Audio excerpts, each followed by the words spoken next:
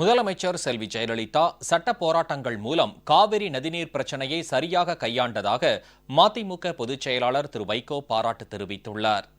மதுரையில் செய்தியாளர்களிடம் பேசிய மதிமுக பொதுச் செயலாளர் திரு வைகோ, காவிரி விவகாரத்தில் முதலமைச்சர் செல்வி ஜெயலலிதா உச்சநீதிமன்றத்தில் சட்ட போராட்டங்கள் மூலம் சரியாக கையாண்டதாக குறிப்பிட்டார்.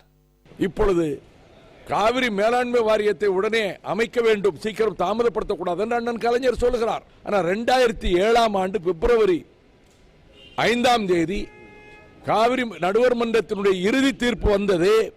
அந்த இறுதி தீர்ப்பு வந்ததிலிருந்து 7 வருஷம் நீங்க முதலமைச்சரா இருந்தீங்க. காவிரி மேலாண்மை வாரியம் அமைக்கணும்னு சொன்னீங்களா?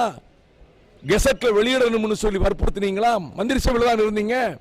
தமிழக முதலமைச்சர் அவர்களே, இந்த வழக்கை நீதிமன்றத்தில் மிக சரியாக கையாண்டீர்கள். முதல்ல போய் சந்திச்ச முதல் கோரிக்கையே காவிரி மேலாண்மை வாரியம், காவிரி நீர் ஒழுங்காற்று குழு அமைக்க வேண்டும் என்பதுதான்.